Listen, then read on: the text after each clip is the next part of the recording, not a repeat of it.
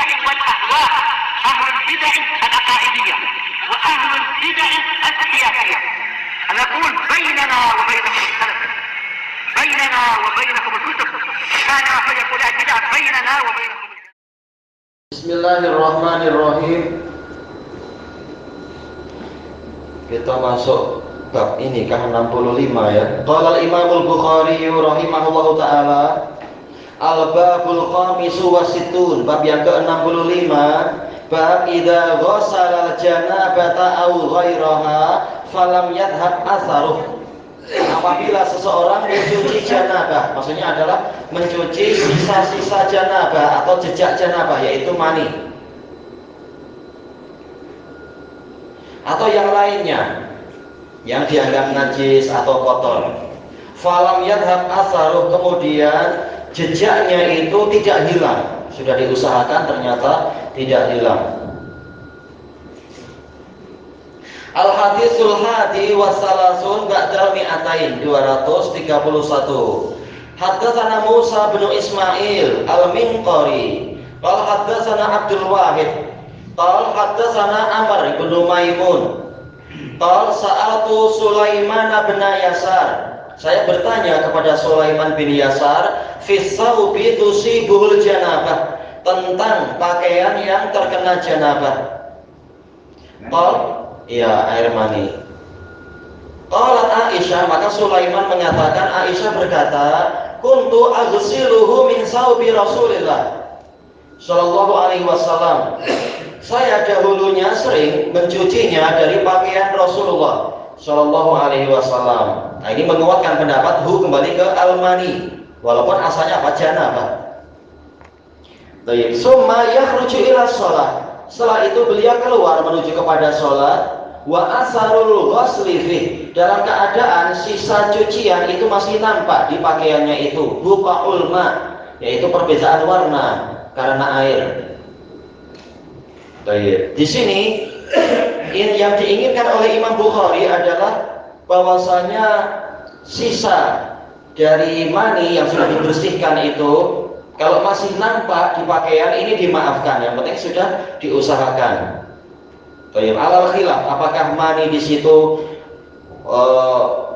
najis ataukah tidak najis? Kalau mazhab Imam Syafi'i, Imam Ahmad dan jumhur memang apa? Tidak najis.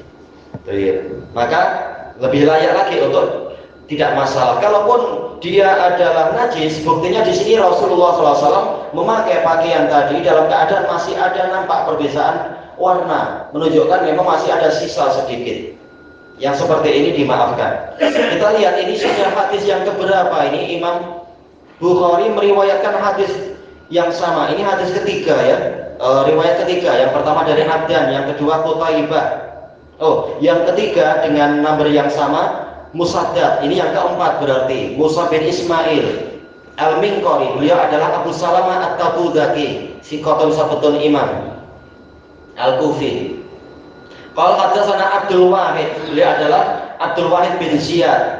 Ini telah kita lewati semalam juga sepertinya ya, yaitu apa? Abu Bishr. Iya, di situ Abdul Wahid bin Ziyad Al-Basri, Abu Bishr siqah.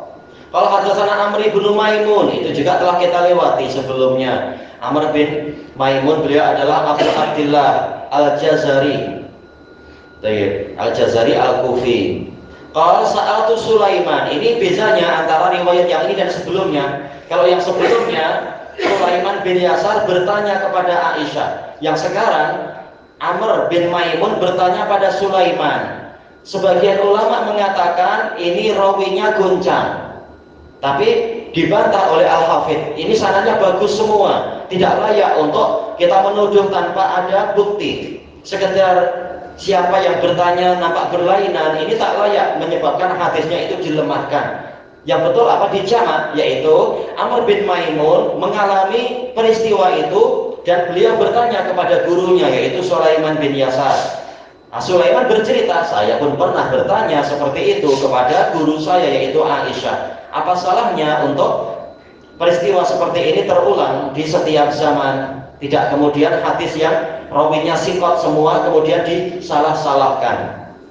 Dan juga Imam Bukhari menyebutkan riwayat yang tadi malam itu, yang kemarin itu, untuk menguatkan bahwasanya Sulaiman bin Yasar memang betul-betul murid Aisyah, memang mendengar dari Aisyah. Makanya riwayat pertama yang kemarin-kemarin itu sami'tu Aisyah. Riwayat kedua apa? Sa'altu Aisyah. Berarti betul-betul Sulaiman bin Yasar memang mendengar dari Aisyah. Untuk membantah sebagian ulama, kalau tak salah Al-Bazzar, yang mengatakan Sulaiman bin Yasar tidak mendengar dari Aisyah. Yang betul, beliau mendengar, riwayatnya jelas sekali. Baik. Maka ini adalah hadisnya sama dengan apa? 4 sanad yang berlainan, tapi intinya sama aja. Saya bertanya kepada Sulaiman bin Yasar fisau, tentang pakaian. Fi di sini an, kata Al-Hafidz, maknanya yang tusibul janabah, maksudnya adalah yusibuhul mani atau yusibuhu asarul janabah. Maknanya adalah kaifa asna, bagaimana saya berbuat. Baik, kemudian Sulaiman mengatakan, qalat Aisyah mengatakan, kuntu aghsilu, saya dahulu sering mencuci itu, min saubin Nabi sallallahu alaihi wasallam, saubi Rasulullah, dari pakaian Rasulullah. Kata Al-Hafidz, riwayat ini semua tidak menunjukkan kewajiban, sekedar apa? Aisyah melakukan itu dan Rasulullah SAW menyetujui. Maka ini istihbab, yaitu mustahabnya memang dicuci. Kalaupun tidak dicuci, ini tidak sampai apa? Tidak sah sholatnya, tidak sampai tidak sah, tetap sah, karena ini bukan najis. Dan buktinya apa? Sisa-sisa yang ada pun tidak masalah. Memang ini khilaf. Jumhur mengatakan memang dia tidak najis, air mani, asalkan tidak bercampur dengan madi ataupun rutubat yang lain, cecair yang lain. Dan syarah yang lain sama intinya, yaitu Rasulullah SAW tidak menantikan pakaiannya kering, karena boleh jadi memang pakaian beliau sangat sedikit. Beliau keluar dalam keadaan masih ada perbedaan warna dari pakaian tadi karena air. Kemudian kita langsung masuk aja kepada hadis berikutnya, karena intinya sama ini. Al-hadisus tsani wa salasun ba'dal mi'atain, 232.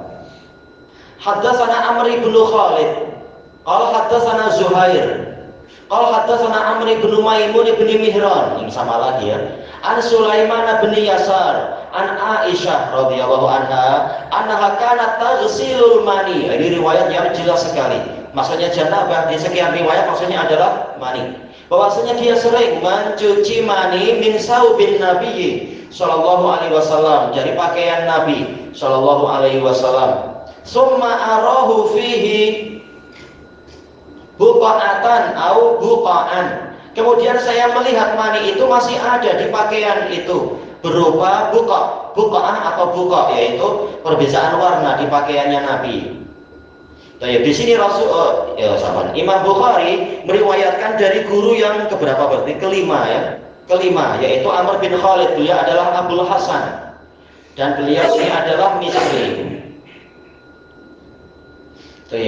Dan beliau adalah Sitah. Kalau haddatsana Zuhair, beliau adalah Abu Khaisamah, Zuhair bin Muawiyah Al-Kufi, sifatun sabtun imam. Kalau haddatsana Amr bin Maimun, ini yang semalam lagi dan yang tadi juga, Abu Abdullah, dan juga kunyanya Abu Abdurrahman Al-Kufi.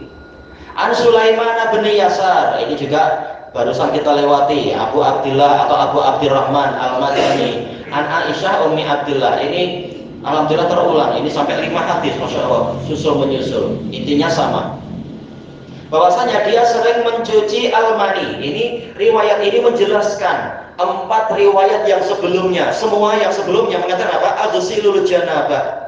Atau ditanyakan tentang apa itu? Oh, bukan 4 ya, ada juga sebelumnya. Saya bertanya kepada Aisyah tentang mani yang terkena pakaian. Ini untuk yang riwayat Qutaibah dan Musaddad juga jelas, yaitu lafadznya mani. Kalau riwayat Musa bin Ismail At-Tabuzaki Al-Minqari, lafadznya yang janabah. Ya, ini riwayat jelas juga yang riwayat Amr bin Khalid, yaitu mani. Min saubin Nabi sallallahu alaihi wasallam, dari pakaian Nabi sallallahu alaihi wasallam. Seandainya ini najis, niscaya tidak sering-sering terjadi. Yaitu gimana? Ini najis sementara berapa kali harus mengalami itu terus. Seandainya ini najis, misalnya sangat diusahakan untuk selamat. Karena apa? Larangannya berat. Pakaian terkena najis boleh jadi ini akan membawakan kepada azab kubur. Tapi tatkala ini sering terjadi dan Aisyah juga sering mencucinya, menunjukkan memang Rasulullah SAW tidak memfatwakan ini sebagai suatu kenajisan. Tapi Mbak, ya jelas kotor ya, bau tidak sedap. Maka diusahakan untuk dicuci semampunya. Summa arahu, yaitu saya melihat, memang nampak. Aisyah melihat tatkala Rasulullah keluar dari rumah masih nampak itu sisa pencucian di pakaiannya Nabi. Baik. Adapun yang berikutnya ini pembahasan baru masalah kencing hewan yang mungkin dimakan dagingnya. Bagaimana najis atau tidak najis? Ini pembahasan baru kita akhirkan insyaallah. Wallahu a'lam bishawab. Subhanakallahumma wa bihamdika la ilaha illa anta astaghfiruka wa atubu ilaik. Walhamdulillahirabbil alamin. Jazakumullahu khairan.